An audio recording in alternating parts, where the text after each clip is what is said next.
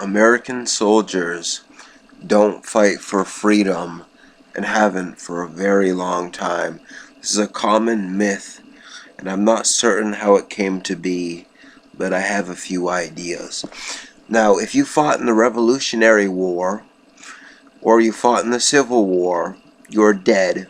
You no longer exist on Earth. But those people actually fought for freedom. Modern US soldiers do not fight for anybody's freedom.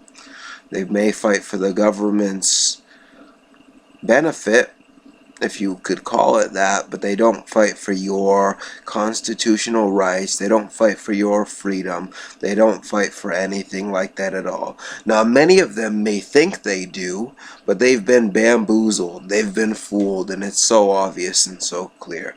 I'm not trying to be offensive, and I'm not even saying joining the military is a negative thing. I'm not saying it's positive either. That's for you to decide, not me. Now, obviously, a lot of people aren't going to like this video. A lot of people aren't even going to watch the video to begin with. Maybe only about 5.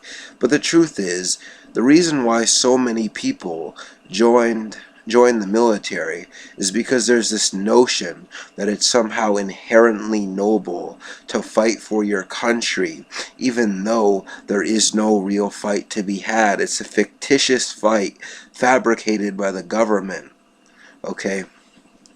The reason why people like Chris Kyle existed is because there's a lot of people in this world that have little discernment skills and don't know how to think for themselves, and they believe things which are untrue, which are presented to them as being true. Now, a prime example of this is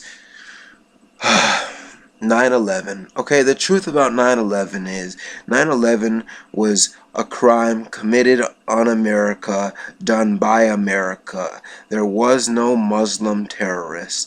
Now, obviously, people are going to completely say anything I say after this is going to be completely discredited in their mind because they think all conspiracy theories are the same thing as thinking the moon is made of cheese and that aliens and reptilian men run the government or something like that.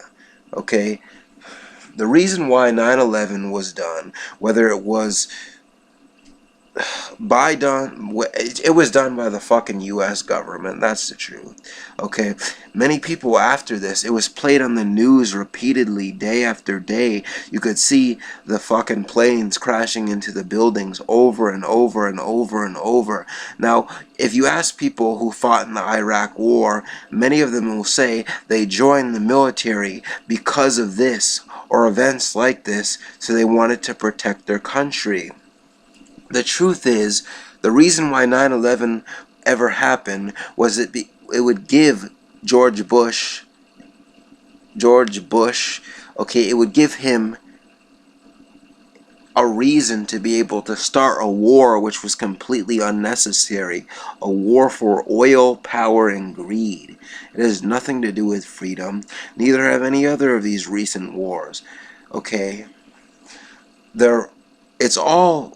It's all carefully planned out, and it's so easy to see through if you have any discernment whatsoever. People who saw this on the news repeatedly day after day and told about how it's such a atrocious travesty, they decide to join the military because they feel like it's their responsibility to fight for this country, even though it's this country that committed its crime against itself. That's why people like Chris Kyle have been brainwashed, I know he's dead now, to joining the military, to fighting for a cause that hasn't been fought for hundreds of years. You're not fighting for freedom if you haven't fought in the Revolutionary or Civil War. What you're doing is becoming a trained, indoctrinated terrorist. And then after you're done with the war, you come back and you have to live a normal life in society, but you've been so fucked up in the head, most times you can't.